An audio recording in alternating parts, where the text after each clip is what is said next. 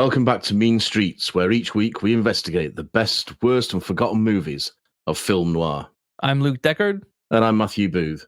And today's case is none other than The Terminator from 1984, starring Arnold Schwarzenegger, Linda Hamilton, and Michael Biehn. The tagline, The Terminator, a cyborg assassin from the future, attempts to find and kill Sarah Connor, a waitress who is destined to give birth to a man who will save humankind from extinction. How noir is The Terminator? What's the grading scale? How much noir influence does it have, I suppose? Perhaps we should go back to the beginning and say, what exactly do we mean when we say film noir? Yeah, I think it's a good idea because this is Terminator is under the subcategory of tech noir, techno noir, or cyber noir. I guess we talked about this ages ago, but film noir is the French term. The French coined that term as they were watching movies that America was producing post World War II, or kind of during the Second World War and after. The French were like, oh, these Americans are making some really, really dark films, and like we've looked at with The Third Man and films like that. They're playing with the light and the shadow. It's very fatalistic. It's very cynical. It's very a lot of German expressionism photography. Yes. and cinema tricks, shadows and light and things like that. Yes. So that's kind of like where you sort of start from. But then you get the 60s, and once you get to the 60s and 70s, America starts realizing what film noir is and what they were doing all that time, and they sort of start accepting that term and that kind of genre. And then you get the big influx of neo-noir, which you have like movies like Chinatown, which Chinatown isn't noir in the physical sense, but it's in the thematic sense. When you look at that and look at where sort of noir begins to become influenced by other genres, movies like Blade Runner, where it's blatantly inspiration is blatant from your classic hard-boiled novels and things like that. Yeah. You then get this fun sort of what then becomes tech noir, where it's that sort of infusion of that hybrid genre of here's a bit of science fiction, here's a little bit of film noir. We're gonna smash them together, and there you go. And I feel like The Terminator is it's interesting because I feel like even though the fact there's a scene in the club where they it's flashing light, techno noir. Yeah. I do feel like The Terminator goes under the radar as a tech noir movie. It's typically that science fiction movie. The noir elements sort of get buried by all the sci-fi action, but when you watch it, having it in mind that there's noir going on, it then becomes really obvious and really interesting. What's your take on The Terminator as a noir movie? Well, very much that, and I think The Terminator is a multi-genre film. Because rewatching it, and I've not watched it for a long time, I have to say, but rewatching it, I was struck. It's obviously sci-fi because there's lasers and spaceships and all sorts of things. It's obviously sci-fi, but there is definitely a noir vibe. It's almost exclusively nighttime. There's a few daytime shots, a few sequences in the day, but once it gets going, it's all night and it's all light and shadow. Yeah, But there's also a strong horror vibe to me because the Terminator himself is very much a sort of Michael Myers. This is a slasher in all but name, you know. And he's almost the way that Schwarzenegger plays him. He reminds me of the Great White Shark in Jaws as well as Michael Myers. So I think that because it's just this relentless, cold, dead-eyed, like monster, Yes. So I think it's multi-genre, this film, and I think it does it a disservice to class it solely as a sci-fi film. But it's undeniable there are noir elements in this, undeniable. Not just from the way it's shot, but also from its fatalistic ending. Its ending that maybe there's hope, but how fragile that hope is, and the sense that there's something corrupt, by which I mean has been corrupted or corrupted itself, that you might not be able to get over. In this case, it's just a big sentient computer system. Yeah. So but then it's a little resistance. It's a little man fighting a massive being, whatever that being may be. And that strikes me as very noirish. The idea of one man fighting the system. So yeah, I think it's unfair to just class this as a sci-fi film. I think this is a film with a lot of genre tropes from a lot of different angles. One of which undeniably is film noir, which is part of the reason we're discussing it today. You mentioned that it's very much John Carpenter's Halloween, Michael Myers inspiration. The Terminator the budget for Terminator was $6.4 million US at the time. Its box office return was a smashing $78.3 million. Blew expectations out of the water. I think it was quite successful. I think it was a little bit successful. But what's interesting, what I loved about this is that Cameron took inspiration from John Carpenter. He was like, I want to make a slasher film sort of like Halloween that's, that's on a low budget. I really sort of marvel and respect when filmmakers are they do things like this, where they're going to, okay, we don't need this big Marvel-esque budget. We don't need Star Wars budget. Let's do something that's really pared down, but where it hits hard really well. There's the special effects in the Terminator. Yes, in 2024, some of them are a little bit clunky, but back in 1984, they would have been really quite impressive. Yeah, back in 1984, you wouldn't have seen anything like them for what they were and what they had at the time. The same thing as Superman, Christopher Reeve flying. For what they had at the time, it's mind blowing. I would much rather see animatronic Arnold Schwarzenegger head than I would de-aged CGI Arnold Schwarzenegger that you get in Terminator Salvation, you get in Terminator Genesis, like that stuff. It's like, I don't care about any of that. That animatronic Terminator head, Arnold head later in the movie where he cuts the eye and stuff. That to me that's just great visual effect. That's great. I think it's great visual effects, and it's helped by the fact that the hands that are doing the surgery are Schwarzenegger's own hands. Yes. So you've got a blend of this rubber head, this animatronic head, yes, and human hands that somehow sells it better than, like you say, CGI hands and a human head. When you reverse it, it's not quite the same. Let's go behind the camera. Let's talk about the production and sort of build up to the story. So obviously it was written and directed by James Cameron. Well. James Cameron came up with the initial idea, but there were two other names attached to the script: Gale and Hurd and William Wisher Jr. So it's interesting with the writing of this movie. I think. Do you know anything about the writing process? Some stuff. Yeah. So Cameron isn't. It's funny because he's pretty honest nowadays about certain aspects of the movie that he couldn't be as blunt about back in the day. One of them is the writing of this movie. There's the writing credit for Gale Ann Hurd is interesting because basically it seems like all she did was suggest some edits to the script, which then got her a written by credit. And Cameron is quoted as saying she didn't actually write anything at all on this movie. And because he was so keen to get this film made, he sold the rights to her for $1. For $1. $1. One little tiny dollar, with the caveat being that if you ever make this movie, I get to be the one who directs it. Yeah. And there's definitely some regret on his side with that. I was going to say, I think it's safe to say he regretted that $1 deal. Yes. But I do like how he sort of eventually came up with the idea for it. He came up with the idea when he was working on his first film, Piranha 2, The Spawning, that came out in 1982.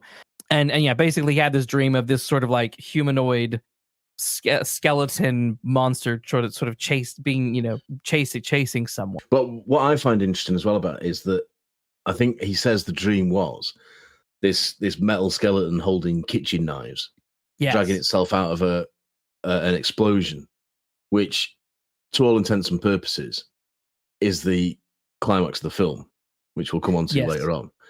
So the fact that the essence of the dream is still in the film as we see it today is a testament, I think, to how strongly that dream affected it. And it certainly was the driving force to getting the film up and running, definitely. Yes. And I think we sort of mentioned it a little bit, but he does mention a lot of his early influences that I think are quite blatant at times. He mentions things like The Outer Limits, the movie The Driver from 1978, but he also mentions Mad Max 2 from 1981. And I particularly could tell that when I was watching elements of this movie, because I recently also rewatched all the Mad Max movies. And when we were in those futuristic scenes, particularly the way the sort of the cars looked and things like that, there was definitely a quite blatant Mad Max homage. This film is unapologetic about wearing its influences on its sleeve, and I quite like that. It's a jumble of genres that Cameron's obviously enjoyed in his youth, perhaps, or in his early days. That he puts onto the screen. He puts all his influences into this film that essentially makes his name, or goes on to make his name. And I have a lot of respect for that. I think a lot of writers do that. Everything that you've loved, because this might be your one chance. So you put everything into it. I know I've done it in first few novels, because they're the one. You think, well, it might never come to any more than this. And I have a lot of sympathy with that and a lot of admiration for it, because I think it's a very human thing to do. And to wear it on its sleeve like that, and not shy away from the fact that it's an obvious homage to Mad Max, and that there is obviously some Carpenter, even in the way he directs some of the scenes, there's a Carpenter vibe about it. I think is a testament to his honesty, really, to Cameron's honesty on this film. Yeah, I think, like you said earlier, like this film is a blend of multiple genres. I think if you just think about Outer Limits, The Driver, and Mad Max, like that's science fiction, that's crime, that's post-apocalyptic. Like, that all sort of you throw in, and you throw in Michael Myers and the Jaws from the shark from Jaws, you've got horror as well. That's this bag of goodies that makes the Terminator work. The initial screenplay is very different to what you actually get with this movie.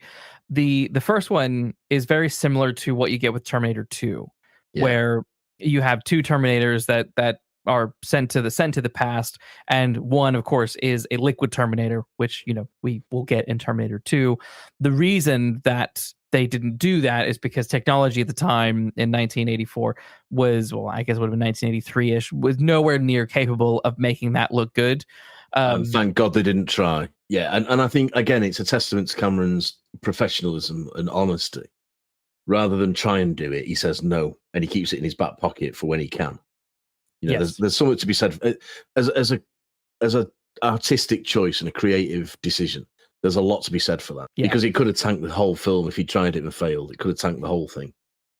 There was one idea. So Orion Pictures, they were quite hands off, which is nice. It's also quite impressive and rare. Considering nowadays studios don't stop. And you also have back at that time, Blade Runner is famous for studio interference. When it's like, just leave the director and writers alone. Like, if they know what they're doing, it'll be great. There is one suggestion that they put forward that had they gone with it, might have tanked the film, in my opinion. They put forward two ideas. One, they wanted to give Kyle Reese an android dog. And I'm just like, I'm so glad that never made it in. Yeah, we've mentioned this before. You can save your android dogs for A View to a Kill, or Doctor Who. Yes, or Doctor Who, or again, it reminded me that idea reminded me of is it Rocky 3? Rocky 3 or 4? It's Rocky 4, yeah. 4, where they get the robotic butler. Then I'm like, what the frick? Where did this come from? This was some studio stupid idiot who was like studio head who probably said, well, kids really like robots these days. We should probably put a robot in this movie, your Rocky movie. Like, no, and the same sort of thinking. The Terminator isn't a kids movie either, is it? So no, it's not. But I tell you what, this is what I sort of love about the 80s and the 90s is all of these violent as hell movies all were marketed as to kids through action figures. Like, I remember being a kid. Yeah, well, I remember being a kid and like my friends, some of my friends, I had a Terminator toy. He's down there. He's down there on the shelf. You can't see him, but yeah. I have one from the 90s. My friends had Alien figures. All of this, I had RoboCop. All of this stuff was marketed towards kids because it looked cool, it looked scary, it looked interesting, and it was like, oh, I want to play with this toy. This toy's based off that film. I can't see the film yet, but I can buy the toy. Like, well, it's a robot with a gun in it. It's a robot with a gun. Kids will go nuts for it. Exactly. Like I sort of love that. Predator is another one. I sort of love that a lot of those 80s and 90s movies that are definitely not kid friendly were marketed towards kids. But I don't know about you. I mean, I definitely watched a lot of these movies before, you would expect someone to watch them. I was if she listens to this, my mum will kill me for this, but my mum was a big horror film fan. Yeah. So in the days of video nasties, we were getting for like family cinema Friday nights. Friday night cinema night, we were getting Driller Killer and Scanners, and I saw Halloween when I was about 6 years old. She drew the line at The Exorcist, but we saw pretty much anything like that. So yes, we would have, I don't remember watching The Terminator for the first time, but it won't have been much long after it came out. And we will have watched it as a family, I would have thought. We were watching stuff way beyond what the border censors would permit. And it's not done me any harm. Let's dive into the cast of the Terminator. In an alternate universe, there are some absolutely horrendous versions of the Terminator. There are, yeah. Let's start with the Terminator himself. The Terminator, or itself, rather. So Arnold Schwarzenegger obviously is the iconic Terminator that we all know. But there were other choices. There were other choices that were presented for this particular role. One, Schwarzenegger was originally approached to play Kyle Reese, which I found interesting. Yeah. And that in and of itself would have been a very different movie. I would not have wanted to see that sex scene with Linda Hamilton and Arnold Schwarzenegger. That just would have been like watching a bull absolutely bang a ballerina. Yeah, he's way too big for her, isn't he? It just looked a little ridiculous.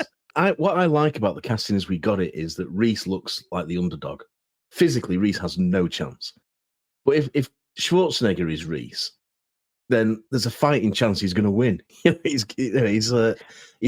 got some sort of potential. So it ruins it. But when you think of who was up for the Terminator, just imagine Schwarzenegger as Reese and Mel Gibson as the Terminator. What were they thinking? Mel Gibson with his flowing long hair at the time. What were they thinking? Mel Gibson is a weird choice to me. The only choice that sort of made sense was Sylvester Stallone. Yeah, I would have handled that. I could have handled that. Yes, and I could see a version of this movie in which Kyle Reese is Arnold and the Terminator is Stallone, and those two go against each other, because it's very much think about Rocky and all the muscle dudes that Rocky fights. Like I could see that happening, but I much more prefer Michael Biehn as Kyle Reese up against Arnold Schwarzenegger, because as you say, that visual of this big giant scary dead-eyed robot who's built like a machine, well, he is a machine, but he's built like a tank against normal looking body type Michael Biehn. That to me, as you say, is much scarier. It is scarier, and it also it adds that layer of hopelessness, because you think this isn't going to work, this isn't going to succeed, the hero's not going to win this. Which again is going back to our original opening discussion. That's a noir element of like despair, and the hero's going to lose, or the hero's going to come off worse, or be left most damaged by it. By the events of the film, that is very noir. That, and I like you. I think it's the right choice to have Reese look like the underdog and be the underdog. But it would have been interesting to see a Reese who is physically a match for the Terminator. That would have been a different dynamic. Yeah, but that could have worked. That could have worked. I do like this other suggestion for the Terminator. And the studio executive, Mike Medovy, wanted O.J. Simpson. However, he didn't think that people would believe O.J. Simpson is a killer. What a punchline to a joke. Absolutely. Allegedly. Allegedly, yeah. How time can show certain choices to be totally wrong. Allegedly. Allegedly. There were a ton of people who were considered for the role of Kyle Reese. Some of these would have been interesting. Well, Christopher Reeve, I think, would have been very interesting to see what he'd do with it. Yes, that to me might be the most interesting one of them all. Yeah, me too. The problem, of course, is that 1984, he's only just done Superman 3, so he's still Superman. Yeah, but Superman 3 sucks, and this could have been a nice breakaway. It could have been a nice break. And of course, it's 3 years before Superman 4, which no one knows about. Is an episode in itself, I was going to say. But I do think Christopher Reeve would have been an interesting choice. I think he would have been absolutely dynamic in this, in a different way to his Superman, because I think he would have been able to bring over the vulnerability. Oh my God, yes. People forget how good an actor Christopher Reeve really was. If you see him in Death Trap with Michael Caine, he holds his own against Caine. He would have been he'd have been more imposing than Michael Biehn, because he's obviously, I suspect, a lot taller, and he certainly would have been fresh off Superman. He would have been bigger. But he's still got that vulnerability, and he's still got that underdog quality he'd have been able to bring to it. But Arnold is bigger, so that still would have been felt imposing. It would have felt imposing. Yeah, Arnold's bigger, muscular wise, he's bigger. Yeah, Chris Reeve looks. He would have been in shape.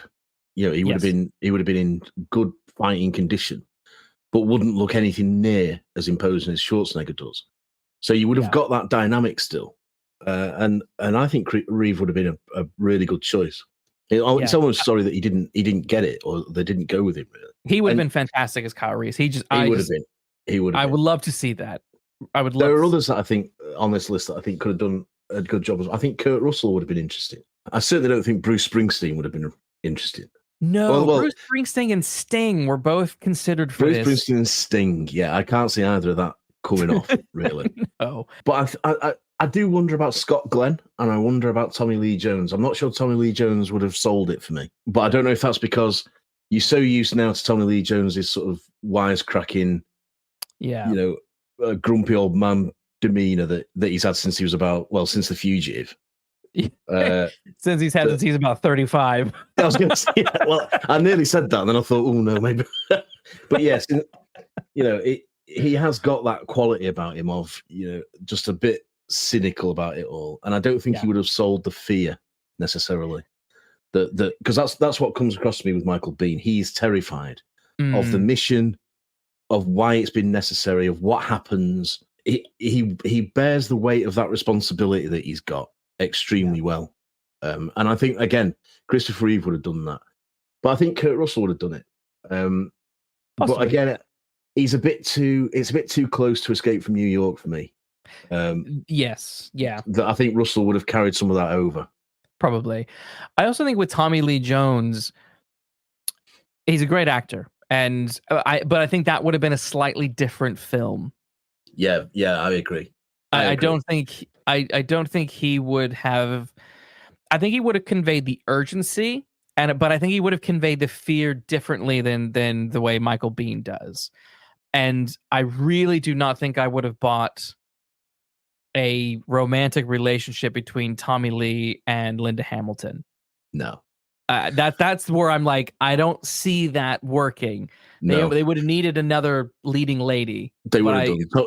Tommy Lee Jones is one of those actors, a bit like people like Lee Marvin and John Thor, who when they were 30 they look 50.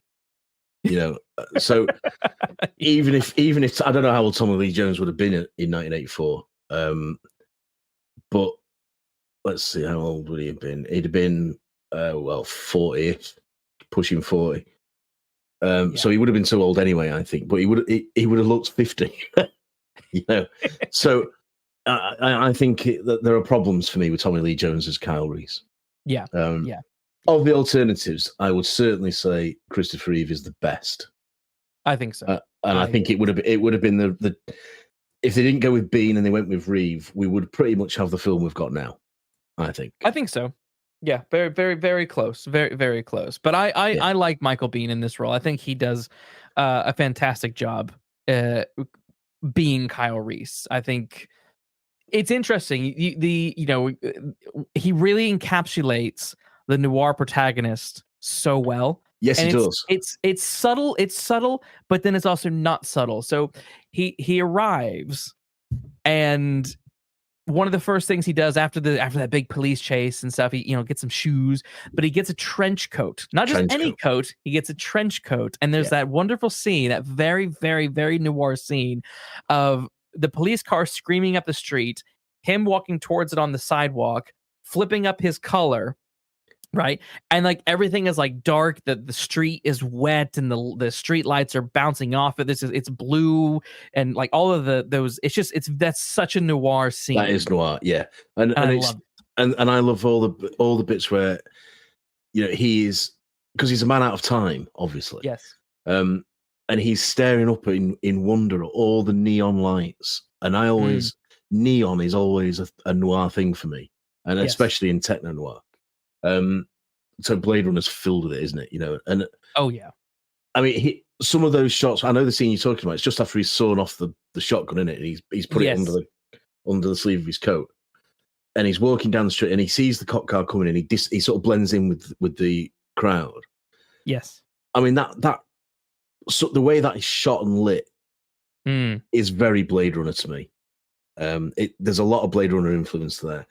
But you're right, yeah, absolutely. It goes into it's definitely noir. It's firmly in the noir tradition of the city streets bathed in street lights and neon and a trench coat, and an armed man in a trench coat. I mean, it's all there, isn't it? It's all there.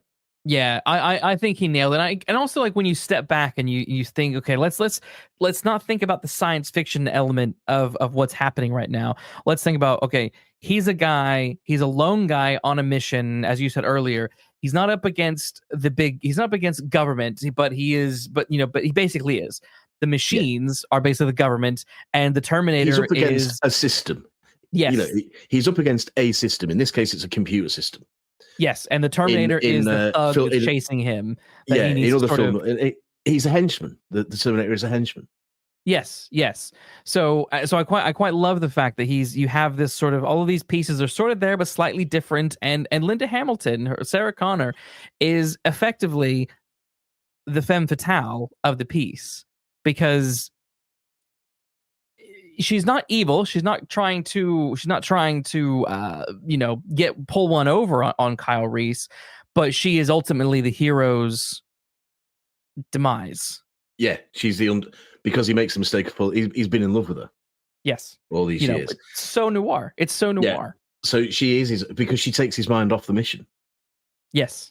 Yeah, and that's we won't go into the mind bending idea of there would be no mission if she doesn't take his mind off the mission. Yes. No time travel conversation is happening. No, absolutely. We haven't got time for that. But yeah, she does. She derails him. She derails him in a moment of weakness, which is very, very femme fatale behavior. Yes, but I do like the fact that the movie doesn't try and make it her fault. It's not her. She's not doing anything wrong. She's just sort of like, she is us, basically. She is the audience being pulled along into this nonsense. But we should briefly mention Linda Hamilton and some of the alternatives for her as well. The most interesting one who auditioned was Lee Thompson, who plays Lorraine in Back to the Future. Yeah. That I think could have been that also could have worked. I could see a version of Lee Thompson and Christopher Reeve. Absolutely. And Sylvester Stallone. Yeah. And Sylvester Stallone, yeah. Yeah, absolutely. No, I think she would have been a good choice. I think she would have, because you need someone who's got that girl next door everyman quality. Because all these stories where it's about the fate of mankind, they're always best when the key to it is a nobody. But Luke Skywalker, the savior of the galaxy, is a farm boy. King Arthur, the man who will unite the land, is a squire. Yeah, so and here the savior of mankind is a waitress with ice cream in her pockets from some bratty little kid. Yes, and Lee Thompson has that quality of innocence that especially at this time, that you need to sell this role.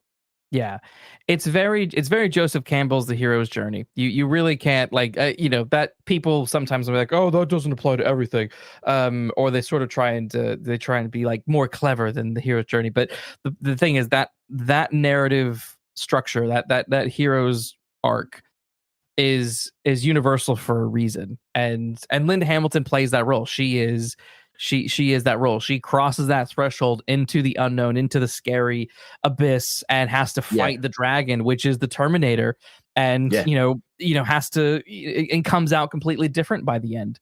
Comes out victorious and whatnot. But and also the other thing that's interesting, there is a sort of subversion with this role, in that typically in a horror movie, because this is sci-fi horror, but also noir. Typically in a horror movie, once someone has sex, particularly the woman ends up being killed. Yeah, certainly in slasher. And here films. they don't do that. Kyle Reese is the one who eventually is the one who dies, and the woman gets away. So I do, that's obviously the premise of the movie, but I also quite like that, it doesn't quite follow those typical beats that you would expect. Yeah, and in the same way, it sort of does, because she is one of the best final girls. Yes, that slasher films have. She's one of the best final girls that there ever has been. And she, what I like about her is she has a character arc. She ends up being something far different than she started as, and that's carried through into Terminator 2, which, for my money, is one of the true sequels in cinema history. It really is a sequel. You get all the same elements, but it pushes it forward. It does something else.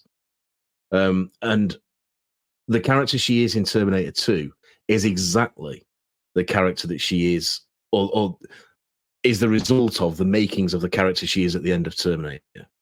Yeah. And that is really good. And I think you need an actress of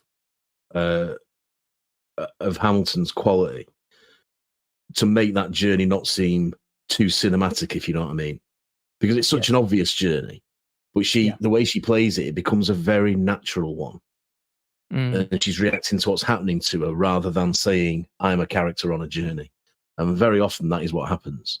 But she does it in such a naturalistic way that you believe she is changing as a person.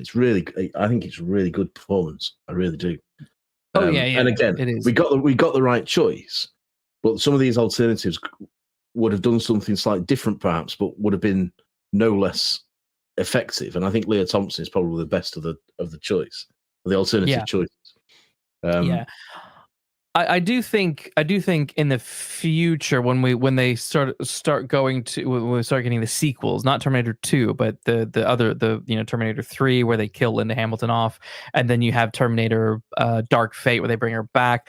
Those sorts of things then become a bit stupid and a bit silly. Well, so I've not seen any of those, because I don't see the point of any Terminator film after Terminator 2. I genuinely there isn't any point. And I think that's kind of what I wanted to get at, is there's things about this first Terminator movie that I absolutely love, and part of it is the analog aspect of it. There is a sort of, I guess it's similar to Blade Runner 2049, in which in Blade Runner 2049 there was the big sort of blackout where they lost all their digital stuff and they didn't have a bunch of information. So in the Terminator, I love the fact that the Terminator doesn't know what Sarah Connor looks like.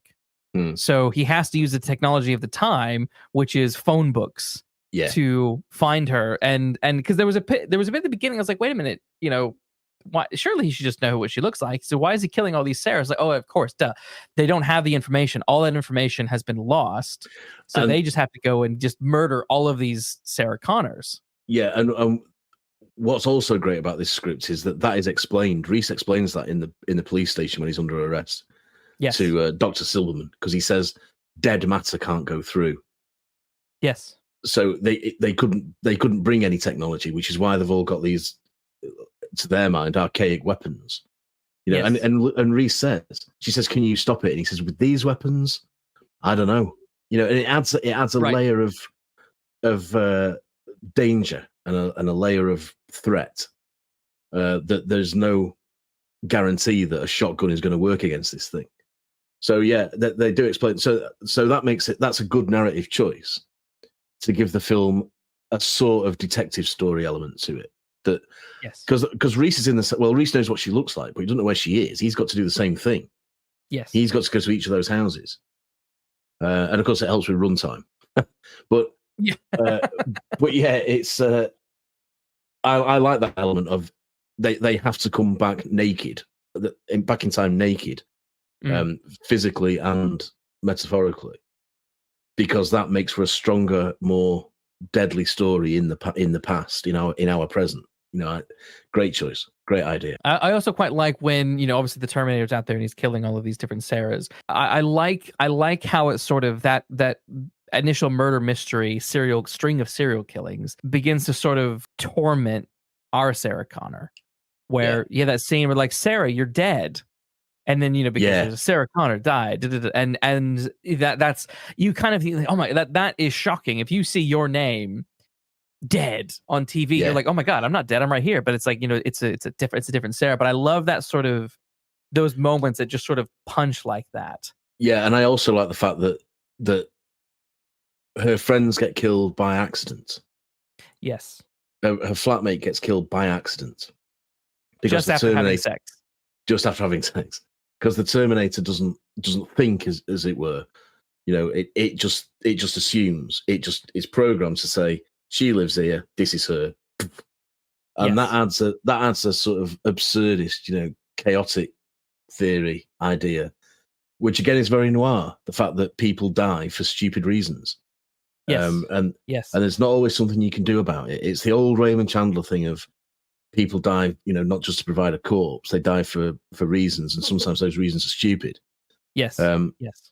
And this is one of those deaths. And that again, it serves that purpose, but it also serves as a character point for our Sarah to push her forward, to sort of say there's something going on here that I'm in the center of, without wanting to be in the center of it, which again is a noir trope.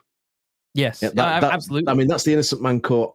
That's the innocent man caught up on the run. That's the 39 steps. That's North by Northwest. That's that sort of stuff. I'm caught up in something I don't understand through no fault of my own. I love it, and I particularly love the whole sequence in the nightclub in Tech Noir, where Kyle is following her, and she's sort of freaked out. She goes in, calls the police, and they're like, okay, we'll be there. But then the Terminator knows that she's a Tech Noir because Sarah has called her housemate and say, oh my God, I'm here's my location. And that's how the Terminator knows, oh crap, I didn't kill the right person, but now I know where she is. I'm gonna go get her. And I love the way that whole scene plays out. I love the way the fact that there's these moments where it's very fast and loud and in your face and very 80s and very fun.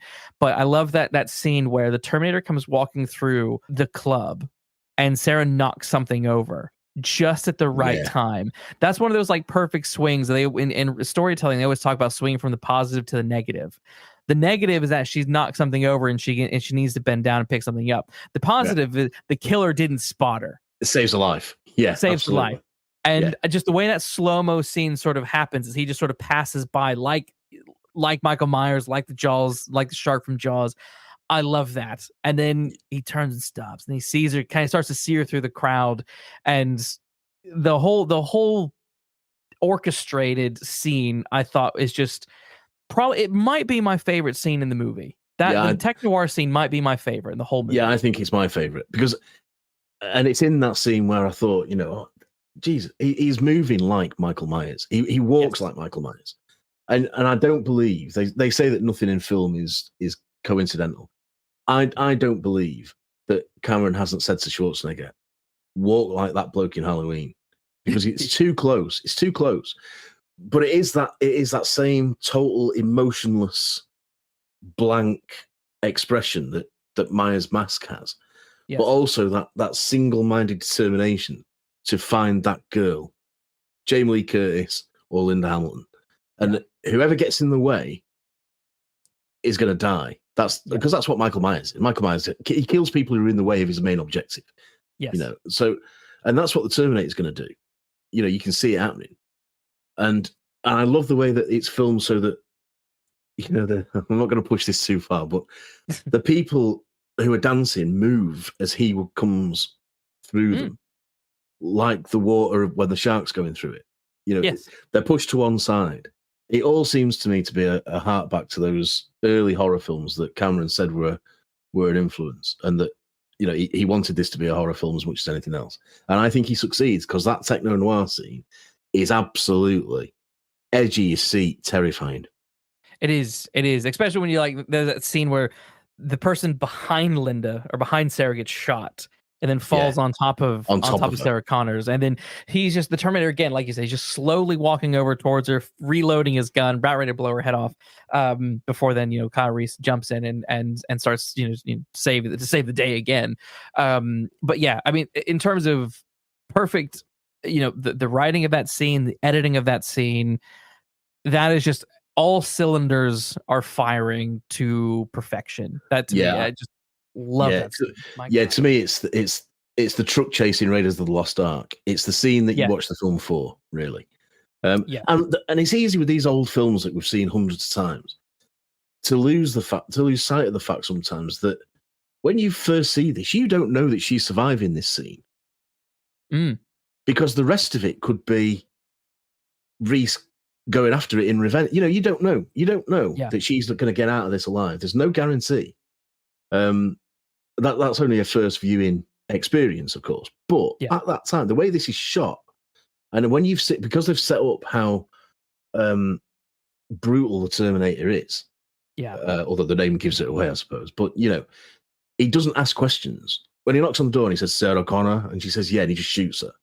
He's not asking anything about her. He's just, you're Sarah Connor, yes, dead. Yes. And you know that he's not going to stop.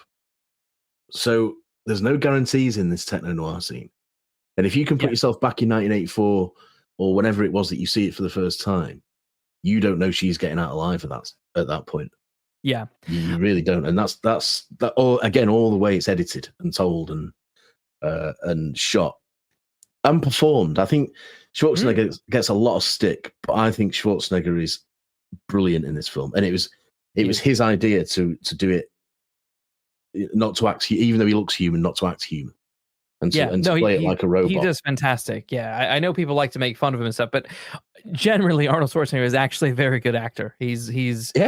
In other movies, he's very good. Go watch him in Twins. He's absolutely hilarious in Twins. Or Kindergarten Cop. Like I don't care what anybody says. If you take, I don't know, John Gielgud and say you're playing a robot in human skin, I don't think, what would Gielgud do that's not this? You know what I mean?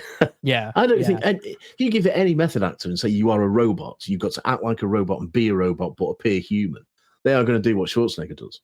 Yes. It's fabulous because he does blend in. He does blend in, and his accent works to his advantage in this because it's slightly off kilter. Yeah, and it's not quite normal, for want of a better word. You know what I mean? It's odd, and it jars, and it works to his advantage in this film. Yes, it does. Now, the other thing that's quite interesting is after this scene, you obviously have the big famous line, "Come with me if you want to live," and there's a big massive car chase, which is all very, very, very fun. Enjoy that too.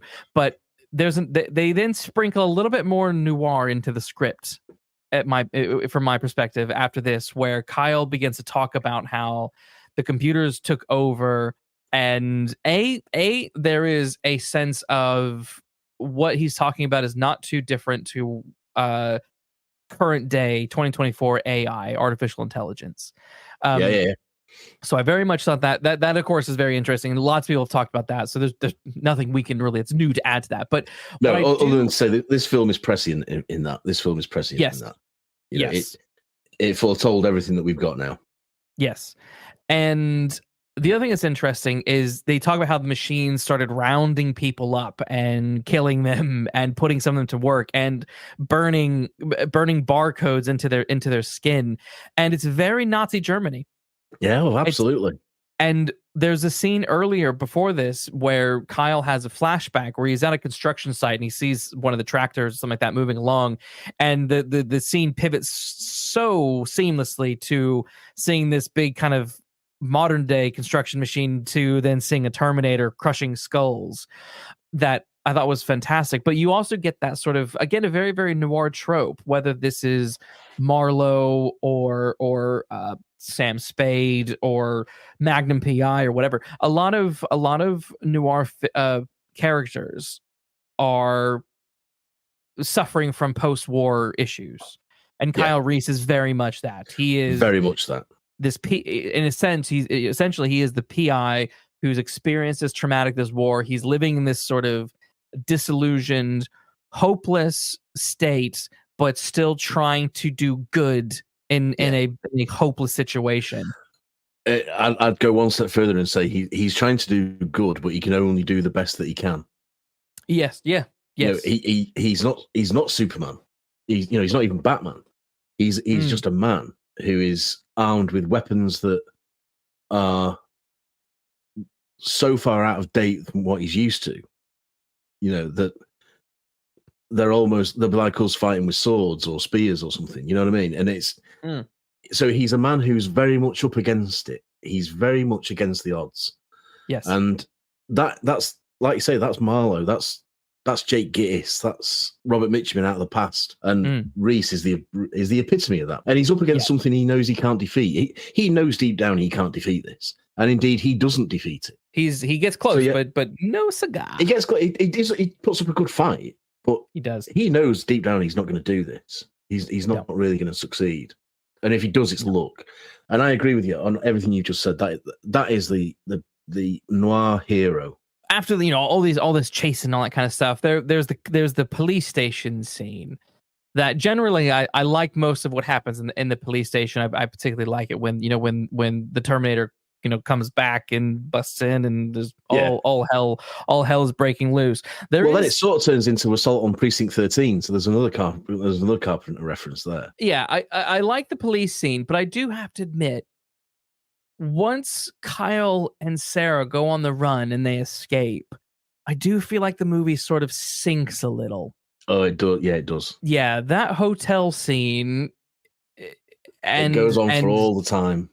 It goes on for a very long time. I'm not that interested. Now, it's interesting because one of the second note that the Orion gave Cameron was he needed to up the romance between Kyle Reese and Sarah Connor.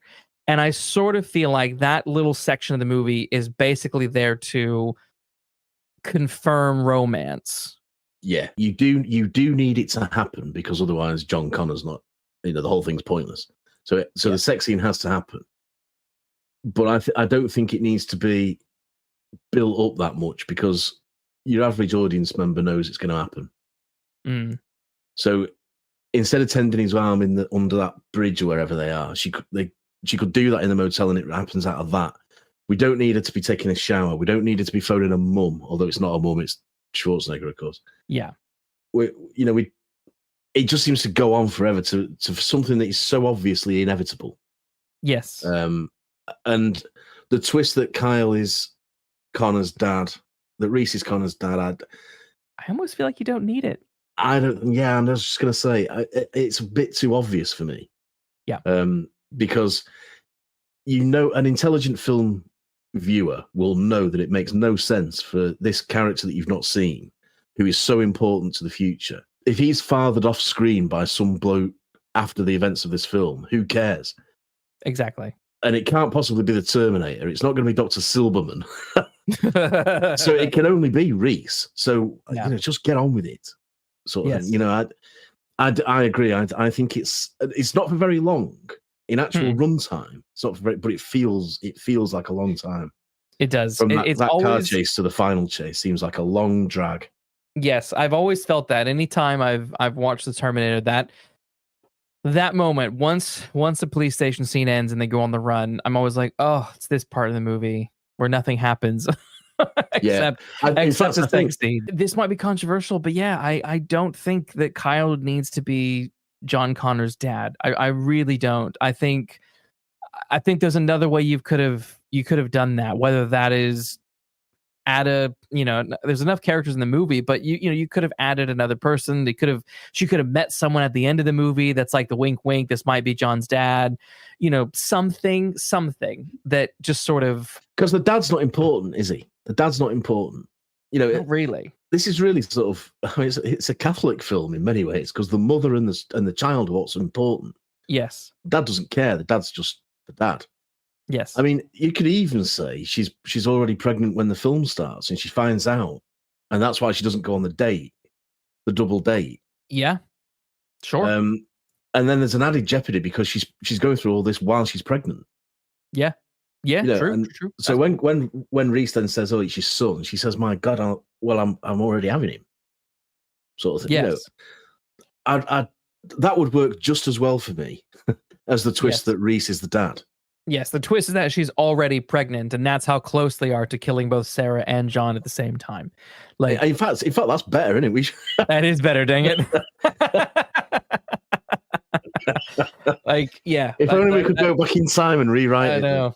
I know. We can fix your movie, James Cameron. No, I mean, it's a small note, and they do these things for twists and shock value, and it's the only thing in the movie that really just sort of, I don't like that section of the movie, and I don't really like that sort of, okay, he's the dad. Okay, well, let's not think about the time travel aspect of this, because that doesn't, that can't be the case. Time travel never works for me. Time travel never really works for me. If I think about it too much, it really starts to annoy me. Yes, yes. But I agree, and I think it doesn't ruin the film for me. No, definitely not. It's more an itch you can't scratch for me. Yes. And it's such a good film that it deserves better than that one. So I don't know, is it 10, 15 minutes or so? It's a good chunk of time that's like, oh, please move on. Eventually it does move on, and I will say the ending chase is fantastic. Yeah. That shot where Kyle is thrown out of the truck, and Sarah Connor is running down the motorway. No, they're both running down the motorway, and that semi is barreling down towards them. Yeah. I mean, that is dual. You know what I mean? It's very dual. Yeah. It's terrifying. It's absolutely terrifying. The whole sort of, this is where you really get to the relentlessness of the Terminator, because this is where like nothing is stopping him. Like, he's in the truck blows up, they watch him burn alive, and you see the skull. You sort of see the outline of his skull. It's horrific. It's wonderful. You think he's dead, and Sarah's like limping over towards Kyle, and then he just rises from the ashes. Yeah. And you're like, oh my God, he's not done yet. And I love the skeleton scene. That to me is just so cool. That whole the look of the Terminator skeleton is iconic and amazing, and I just what an achievement. And it's simple because it's just a human skeleton, but like those red eyes, that shiny blue silver, like, oh my God. And the fact that it is a human skeleton and he's so close to what we are underneath all this, like skin and bone and skin and muscle and all that business, I find that terrifying. Yes. Because essentially you're not so far removed from this yourselves, and there's a great line in the second one where he says where the Terminator says it's in your nature to destroy yourselves. And that link between us and the machines, because the machines have designed these things to be us, is brilliant, I think. So that adds a layer of absolute horror to me.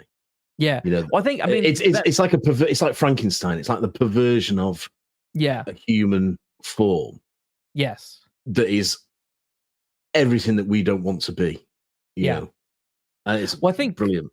I think thematically, that's one of the big things is like, what does it mean to be human? Because that's what's quite fascinating about the Terminator. People think about the Terminator, oh, he's just a machine. He's not.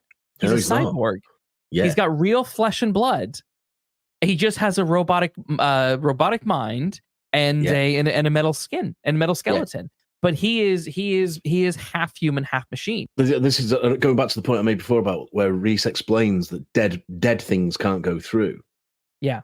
And they've got these skeletons. So the reason it looks human is to fool the time travel system.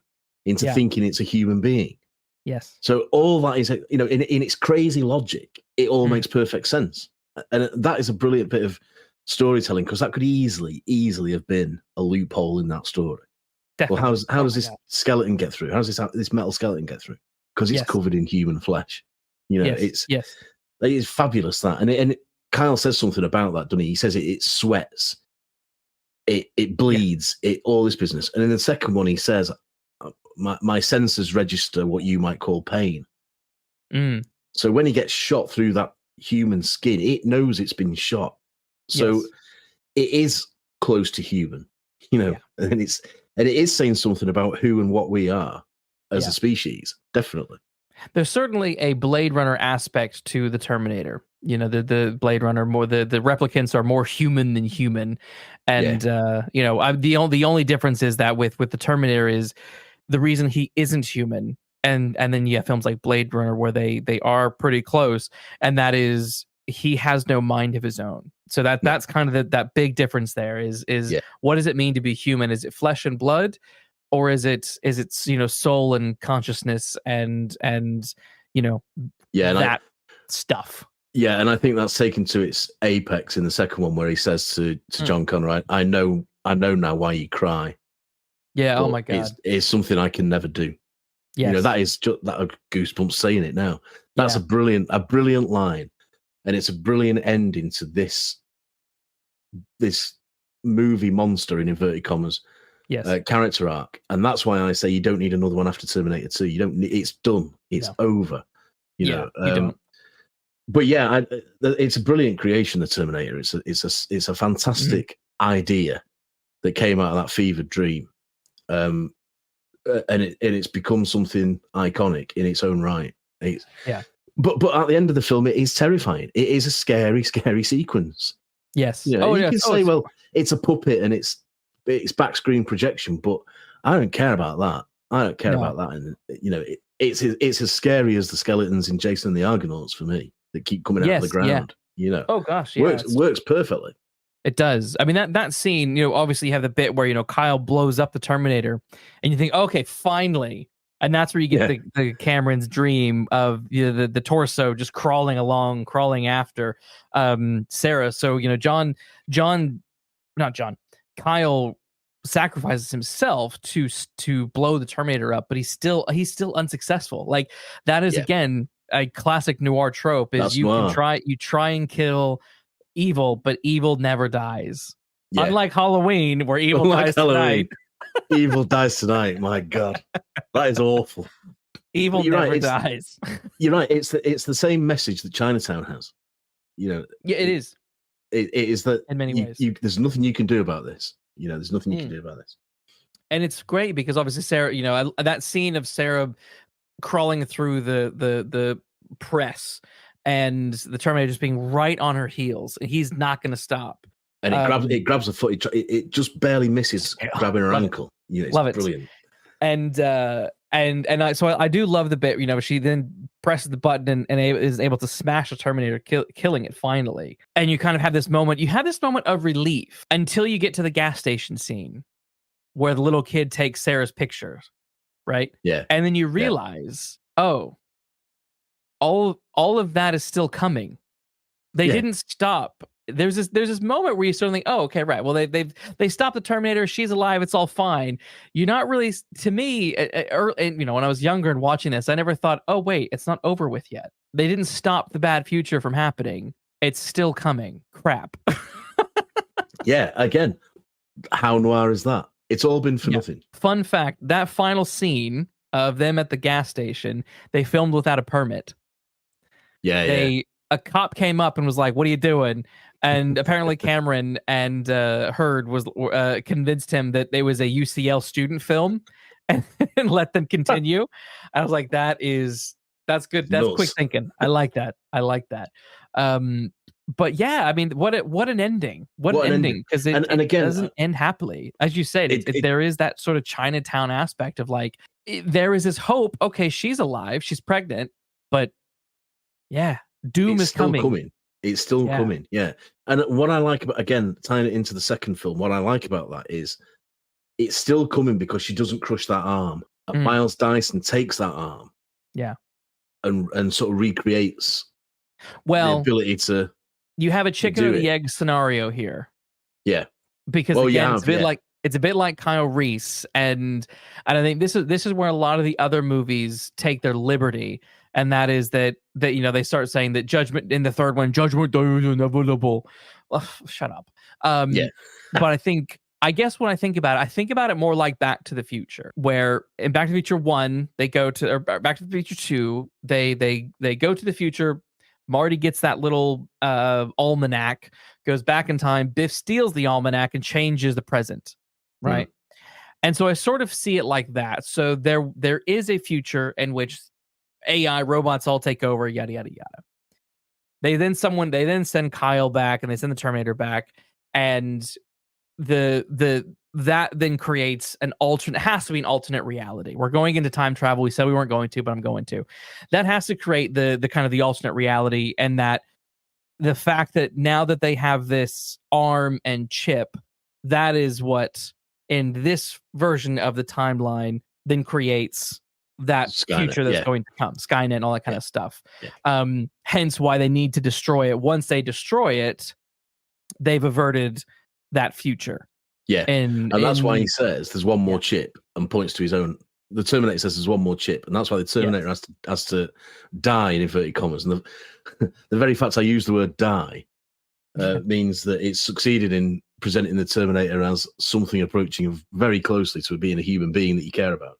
The fact that he has to be shut down, perhaps is a better way of saying it. All that then rounds it off. And as you say, that alternate version then is the unknown future that Sarah Connors talks about at the end of Terminator 2. There was some issues after this film came out that I think are worth talking about as we sort of wrap up. And that was a plagiarism accusation from Harlan Ellison. Now, if you don't know Harlan Ellison, he is a big time sci-fi writer. He wrote on all sorts of stuff, The Outer Limits, Star Trek. So Harlan Ellison wrote the Star Trek episode City on the Edge of Forever. It's from season 1. It's one of the most iconic Star Trek episodes ever. So he is a big sci-fi guy. He's also a piece of work. The stories you hear about him are like, some people love him, some people hate him. But he does have one of my all-time favorite quotes that I literally have tacked to my screen, and that is, "You're not entitled to your opinion. You are entitled to your informed opinion. No one is entitled to be ignorant," especially in 2024. My goodness, how relevant is that? Very much so. So he's a great writer, but he's a pickle of a person. And he accused the Terminator of ripping off one of his stories from The Outer Limits. I have an issue with this, and I think every version of the Terminator now has, with at the end, before the end credits, it says in acknowledgement of the works of Harlan Ellison or something. And that's a result of they did a deal with him, which I think it's fair to say Cameron didn't agree with, that Gale would give him a credit essentially. I'm not sure. I don't know the episodes of The Outer Limits well enough to know whether that case had any legs or not. But it strikes, but from what I've read of them, I can't really see that it plagiarizes to that extent. It's essentially, the story, as I understand it, is about a bloke who's sent back to protect a family, and he arrives from the future in an alleyway. Yes. Now, so it's the story from The Outer Limits called Soldier. Yeah, and it's one of two, and it was loosely adapted from a short story that Harlan had wrote called Soldier from Tomorrow. That's sort of the basic stuff. Is that it's not just someone from the past. It is a military man who is sent back to the past to effectively protect like a family. And there's an interrogation scene that's not dissimilar to the interrogation scene in the cop in the police station, where the cop's like, "Who are you?" And in the way Kyle Reese is like, "This is my credentials. This is who I am." There's a similar scene like that.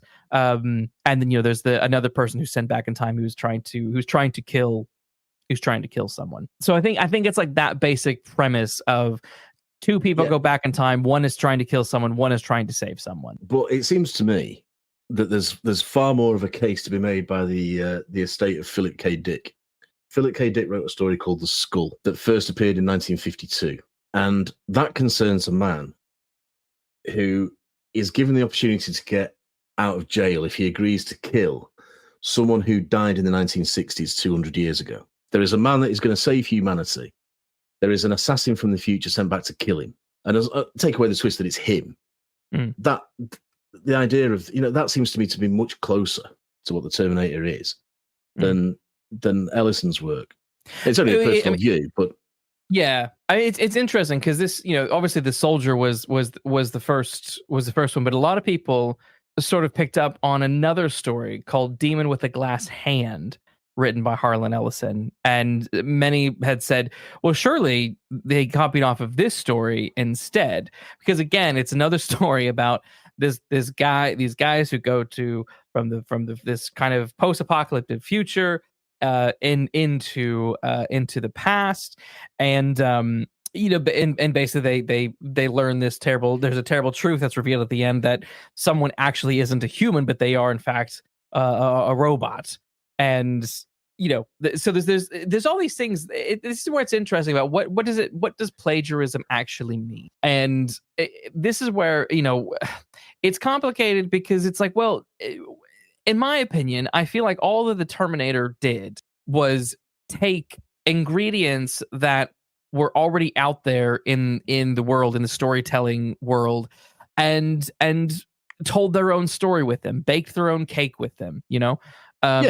It's not, it's as we've said sort of off camera, that's like, well, if you went with this sort of logic, every single PI novel is plagiarized. But it's like, this isn't plagiarism. You're just using the genre as it is. Yeah. And you'd only have one of everything.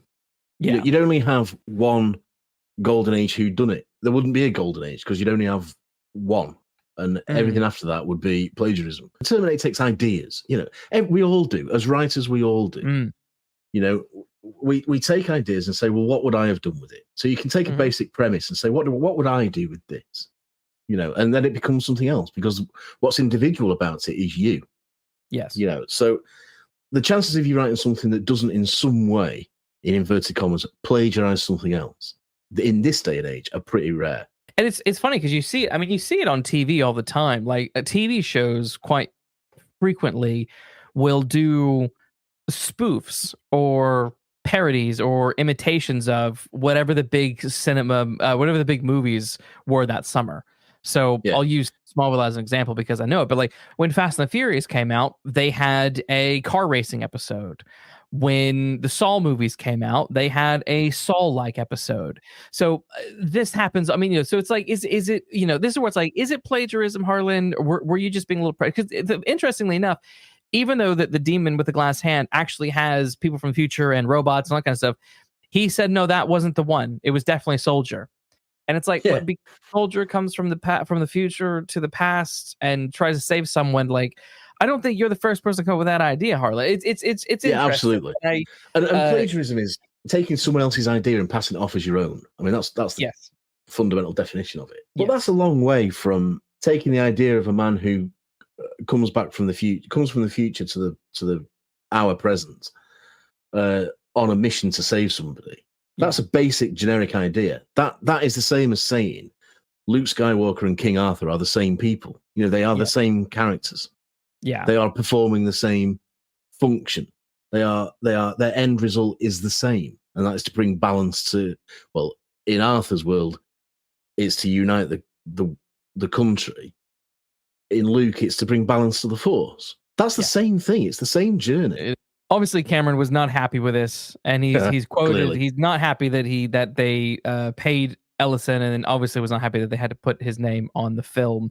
But Cameron did say, I think around 2009, he said, I had no choice but to agree with the settlement. Of course, there was a gag order as well, so I couldn't tell this story.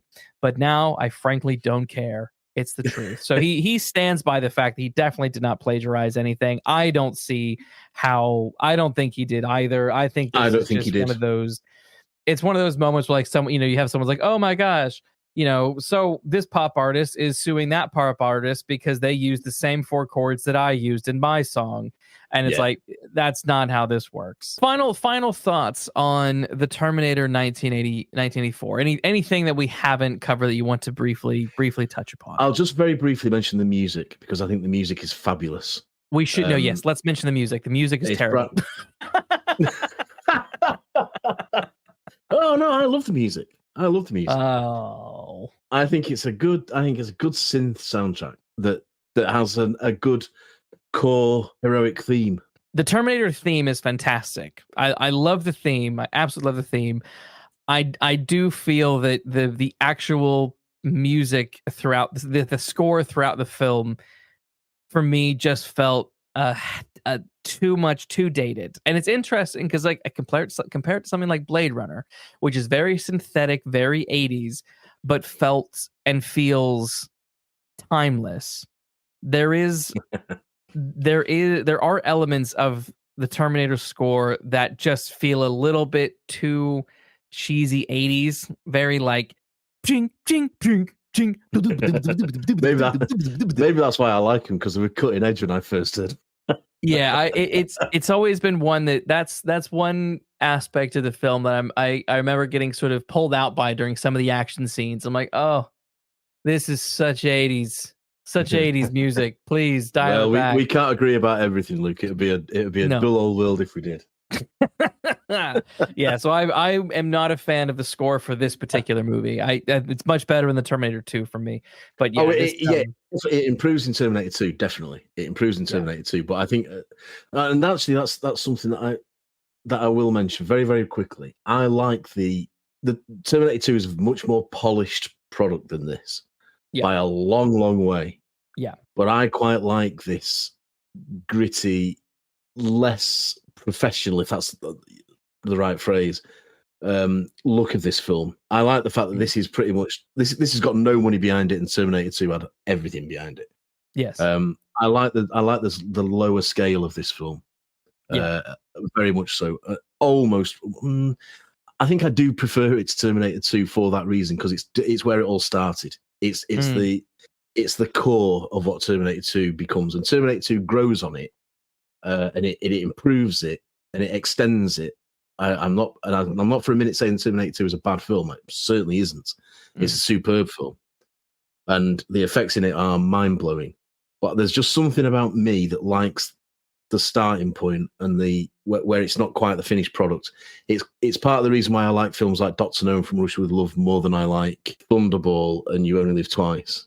And films like that, you know what I mean? I have to agree. I agree on that side. I think there's a grittierness to this movie. There's a wonderful sleekness to Terminator 2, and it's a beautiful, beautiful movie. But I do appreciate the sort of 80s gritty, grungy dirtiness asport of the Terminator. You can do all sorts. Yeah, you can do all sorts with an open checkbook, which is what Terminator 2 is.